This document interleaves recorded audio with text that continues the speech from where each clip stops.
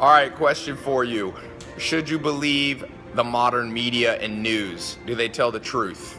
So we're here, me and Zach, at this movie we just saw. It's actually called Truth with Robert Redford. What'd you give it, 1 out of 10? I gave it a 2. That's very generous of you. It wasn't a very good movie, but it kind of pissed me off to watch it. Here's why it pissed me off.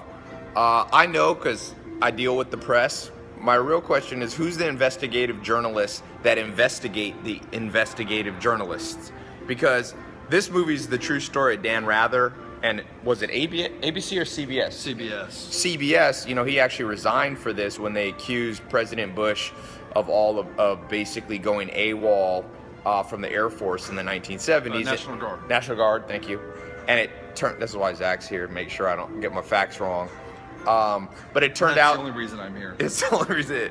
It turned out that the documents were forged, but they had gone through this whole big deal trying to prove, create a scandal. And the one interesting point of the book that's relevant is the news used to not be for profit. You used to not be allowed to make a profit on the news. So ABC, CBS, all the networks had to have news at a loss leader. And I wish it went back that way, because if you did that, we all know what Charlie Munger, the billionaire, says: humans respond to incentives. That's also, there's a great economics book by a guy named Mankiw. He's a professor, wrote for Harvard. I think Harvard uses his economic textbooks, and he says you can sum up everything about money, economics in one phrase: humans seek incentives. So the second you make the news incentive based in terms of profit, then they're gonna look for scandals. Look at TMZ. That's not real fucking news. I've been on TMZ a few times, but everybody's watching that, and I'm going, who's investigating TMZ? They're investigating everybody. I wish someone would flip the cameras around, not to pick on TMZ, but who's investigating, all these political, you see all these commercials now. We got a election coming up, and I elect Zach to be the official investigative journalist. I'd love to do it. He's got beard. There was one scene I really did like. It's whenever the Kate Blanchett character, who was the producer and in the media, when the story broke, she had media outside of her house, and so the tables were turned. And she didn't like it. Yeah, she didn't like that. I thought that was really funny, because that's how it typically works. But it was that mindset of, don't judge me for my results, judge me for my intentions. Yeah, which is bullshit. How they try to present it. Yeah, when I watch the news, I go, there's always another side of the story. Just like we went yesterday, had dinner with the LA Clippers, the starting five, four of them were there. Chris Paul, we won't get into that. There was a point in his career where there was a little scandal, and we asked him point blank, and he explained it. And once you hear both sides of the story, it doesn't sound so scandalous. There's actually a good proverb which says, everybody's side sounds good till you hear the other side.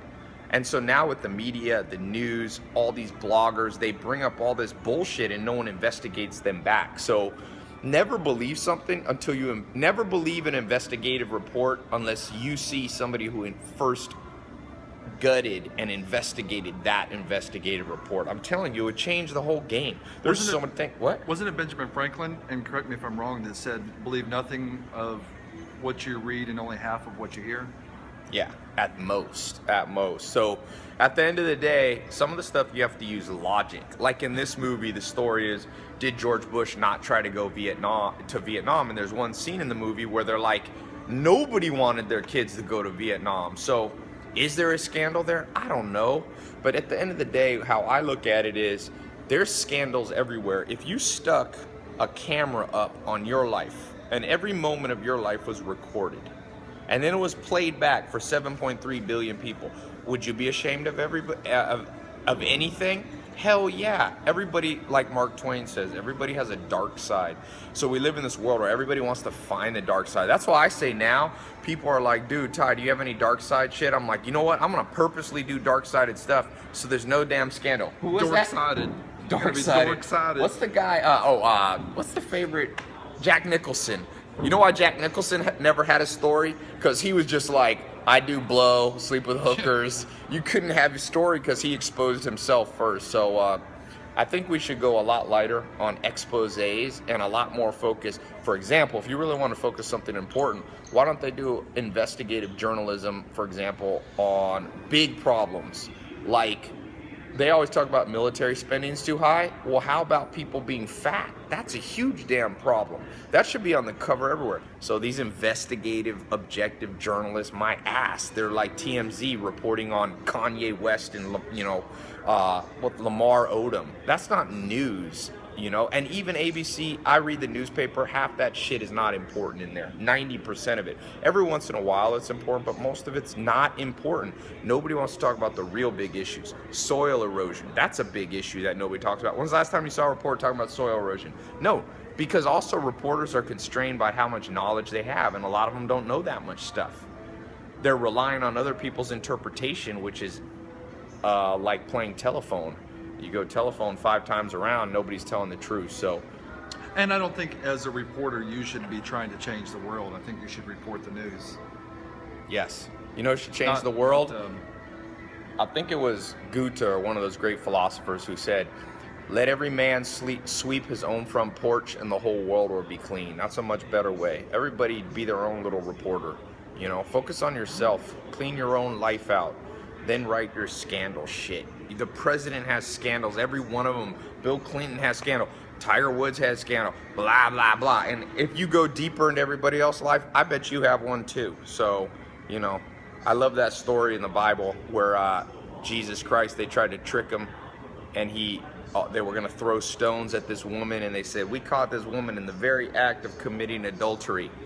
And what should we do, teacher? And Jesus Christ said, I'll tell you what we should do.